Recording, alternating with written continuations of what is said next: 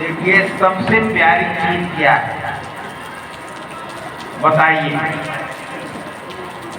आपको सबसे प्यारी चीज क्या है? नहीं बताओगे तो मैं बता देता हूँ। सबसे प्यारी चीज है जीवन। क्या है? इससे प्यारी कोई चीज है नहीं, है ना? इसलिए ये जो कुछ भी हम कर रहे हैं, प्रवचन, उपदेश और जो दूसरे कार्य करते हैं, वो किसके लिए करते हैं? जीवन के लिए। अब जीवन में महत्वपूर्ण है क्या? जीवन में बहुत सारी खूबियां हैं कि नहीं? देखो, तुम इतनी बहनें बैठी हो, सबकी अपनी अपनी खोपड़ी है। इसको खोपड़ी क्यों कहते हैं? इसमें जाने क्या क्या खोया पड़ा है ना? तो इस खोपड़ी का ही कमाल तो है ये सारा जो कुछ देख रहे हो। तो जीवन से प्यारी कोई चीज, इसलिए जीवन को ही संवारने की जरूरत है। और हम जो कुछ भी करते हैं वो किसके लिए करते हैं? जीवन के लिए। तो जीवन को खतरे में नहीं डालना चाहिए, समझे ना? लेकिन जीवन को अगर कभी खतरे में डालना पड़े तो जो जीवन से भी बड़ी चीज उसके लिए खतरे में डालना चाहिए। नहीं तो जीवन की हमेशा रक्षा करनी चाहिए और इस जीवन को संवारना चाहिए। संवारने का मतलब क्या है? इसके अंदर जो छिपा पड़ा है ना, वो ज्यादा से ज्यादा निकाल दो। क्योंकि साइंटिस्ट लोग, जो वैज्ञानिक है, वो कहते हैं कि अभी तक जब से दुनिया बनी तब से आज तक इस खोपड़ी का 7% से ज्यादा किसी ने प्रयोग नहीं किया। कितना? तो कितना अभी बाकी है? 7% ओनली। तो बाकी कितना है? 93%। तो बताइए, आपके पास कितनी बड़ी दौलत? 7% में ये सारे आविष्कार आपको दिख रहे हैं, दिख रहे हैं ना? तो कितने विचित्र विचित्र आविष्कार। अमेरिका देख लो, यूरोप देख लो, यही बैठे बैठे आपके हाथ में पकड़ा के देख लो। ये किसका कमाल है? दिमाग। और दिमाग कहाँ होता है? जहाँ जीवन होता है वहीं दिमाग होता है। जीवन ही नहीं होगा तो दिमाग भी। इसलिए पहला उपदेश ये है कि आप सब लोग अपने जीवन की कदर करो। क्या करो? कदर करो। जीवन को आदर दो और जीवन को व्यर्थ नष्ट मत करो। इसलिए आर्य लोग जो थे ना, आर्य लोग जीवन के उपासक थे। किसके उपासक थे? मृत्यु के नहीं थे। और क्या कहते थे? तो प्रार्थना करते थे ना, तो कहते थे मृत्योर्मा अमृतम, है ना? मृत्यु से हमें अमरता की तरफ ले, मृत्यु से जीवन की तरफ ले। क्योंकि जीवन में ही हम कुछ कर सकते हैं, मर के कुछ नहीं कर सकते। हम जो भी करेंगे कब करेंगे? जीवन में। तो जीवन के उपासक थे। और जीवन क्या चीज है, कभी सोचा आपने? ये आग जलाते हो ना जब, तो किस लिए जलाते हो? उजाले के लिए, है ना? तो जीवन भी ज्योति है। क्या है? ज्योति है। इसलिए कहते हैं तमसो मां ज्योतिर्गमय। तो ज्योति और जीवन ये दोनों एक ही चीज है, समझे ना? मर जाना क्या है? ज्योति का बुझ जाना। यही तो होता है ना।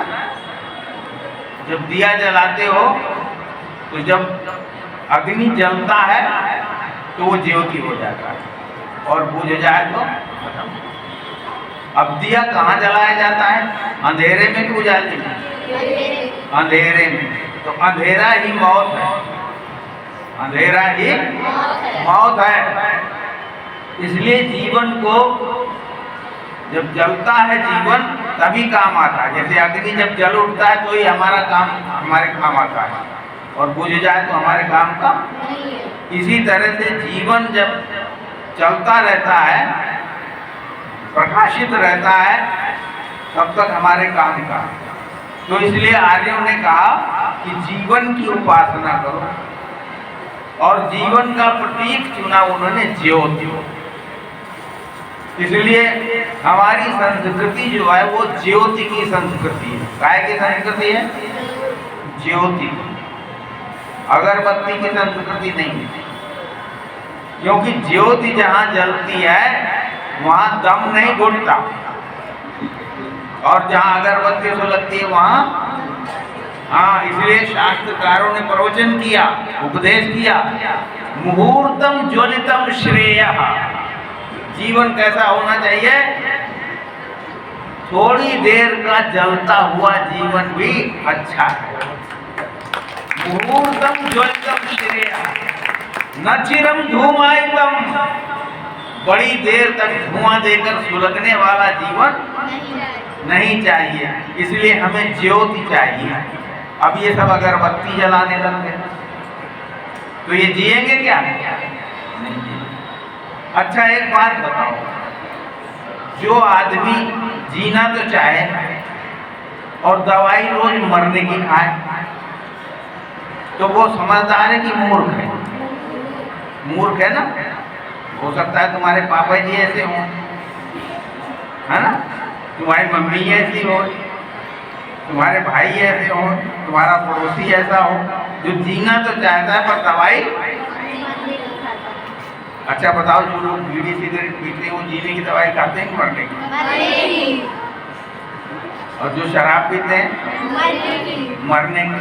तो ये तंबाकू खाते हैं, ये सब समझदार है कि मूर्ख है? मूर्ख है ना। तो तुम अपना नाम मूर्खों में लिखाओगे कि समझदारों में? समझदारों में। क्या करना पड़ेगा तुमको? जिससे जीवन नष्ट होता हो, जिससे जीवन खतरे में पड़ता हो, जिससे जीवन अज्ञानी होता हो, मूर्ख होता हो, वो काम नहीं करने हैं। ऐसे कुछ काम ऐसे होते हैं जिनसे हमारी उम्र घटती है। होते हैं कि नहीं होते?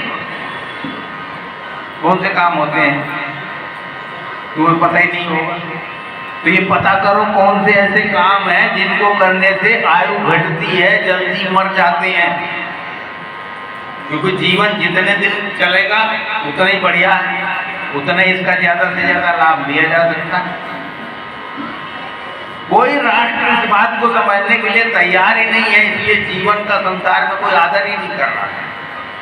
जीवन को आदर देते तो फिर ये मत हत्याएं होती क्या? ये सब होता क्या? जीवन को नष्ट करने में लगे हैं लोग, जबकि इस जीवन में जाने कितने चमत्कार छिपे हुए हैं, जाने कितने जो हैं आविष्कार इस जीवन के माध्यम से हो सकते हैं, जिससे संसार को बड़ा सुख मिल सकता है। लेकिन इस संसार में आज की तारीख में तो मैं कह सकता हूँ कि जीवन को कोई आदर, अगर जीवन का आदर करते तो कोई नशीले पदार्थ नहीं, नशा नहीं करता, कोई गलत काम ऐसे नहीं करते जिनसे जीवन खतरे में पड़ जाए। तो ये तो मैं आज नहीं बता सकता इन 15 मिनट में कि भाई जीवन किन कामों से जीवन खतरे में पड़ता है या नष्ट होता है, उम्र आयु कम होती है किन कामों से। उसको तुम पढ़ना, स्वाध्याय करना, यहाँ पुस्तकालय हैं। तो ये बात ध्यान में रखनी है कि ऐसा कोई काम हमको नहीं करना है जिससे जीवन खतरे में और जल्दी खत्म हो जाए, है ना। बीमार आदमी किसी मतलब का होता है क्या? ना अपने काम का ना दूसरों के काम, दूसरों की मुसीबत जरूर बन जाता है। और अगर तुम बीमार जीवन है, तुम्हारा स्वस्थ नहीं है, तो तुम दूसरों के लिए मुसीबत बन जाओगे और अपने लिए भी बन जाओगे। तो पहला उपदेश आज का ये है। अब देखो, हमारा कार्य जो प्रारंभ हुआ तो यज्ञ से हुआ, हवन से। अब हवन में हम क्या करते हैं? सबसे पहले दिया जलाते हैं ना। अच्छा, दिया ज्योति नहीं हो हमारे पास तो हवन होगा क्या? नहीं होगा ना। तो यज्ञ के लिए सबसे खास चीज क्या है? जैसे हमारे लिए जीवन महत्वपूर्ण चीज है, ऐसे यज्ञ के लिए ज्योति। अब इसमें इसको हम देव यज्ञ कहते हैं। आप सब लोग सुन लेना, पहली बार सुन रहे होंगे जो मैं बताऊंगा ना। इसको कहते हैं देव यज्ञ। इसको देव यज्ञ क्यों कहते हैं? क्योंकि ये देवों का काम है। अब तुम देव जानते नहीं हो कि देव क्या है। देव का नाम सुनते तुम्हारे गणेश जी दिखेंगे तो कहीं सरस्वती दिखेगी तो कहीं कोई दिखेगा, है ना। उससे भी और अलग है, कोई भैरव जी दिखेंगे, कोई काली जी दिखेंगे, कोई जाने क्या क्या दिखेंगे। तो आज सुन लो, तो मैं पहली बार बता रहा हूँ देवता क्या है, देव क्या है। तुम्हारे लिए जितनी भी जरूरत की चीजें हैं, जरूरत की चीजें समझते हो ना, सबसे महत्वपूर्ण जरूरत की चीज क्या है? हाँ? सांस। सांस नहीं मिले ना अगर, तो फिर सब खत्म मामला, जीवन ही नहीं रहेगा फिर। तो जीवन की सबसे महत्वपूर्ण चीज क्या है? सांस। अभी हम यहाँ बैठे थे, वो एक मशीन से धुआं छिड़कने आ गया, तो कानों को भी परेशानी हो गई और नाक को तो होनी थी। तो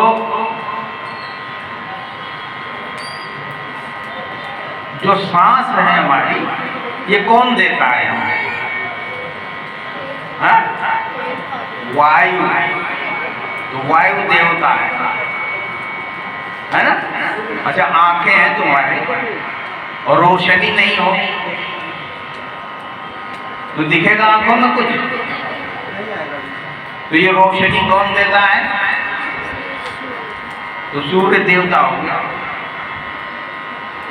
तो जो हमारी जरूरत की चीजें हमको लाकर देता है, उसको क्या कहते हैं?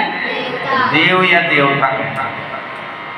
और सारे देवता हमारी पकड़ में होते हैं।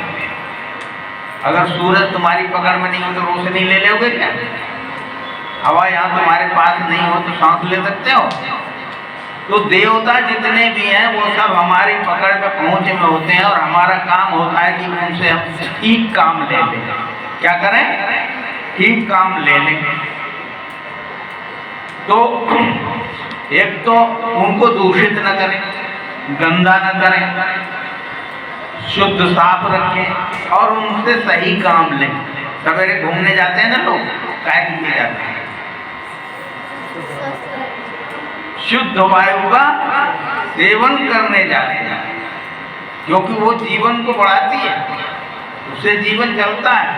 तो तुम्हारा जीवन चलने के लिए जो तुमको सामान चाहिए, वो जो ला करके देते हैं उनको कहते हैं देवता।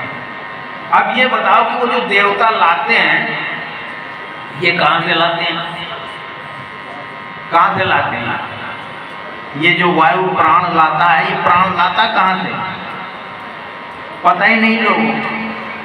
ये सूर्य रोशनी लाता, ये लाता कहाँ से है? तो कहने लगे ये देवता जो है ना, ये अपने पास से कुछ नहीं देते। ये जहाँ से लाते हैं वो देवों का देव महादेव है। कहाँ से लाते हैं? ये देवों का देव महादेव है, जिसको भगवान परमेश्वर ईश्वर हम कहते हैं ना, वहां से लाते हैं।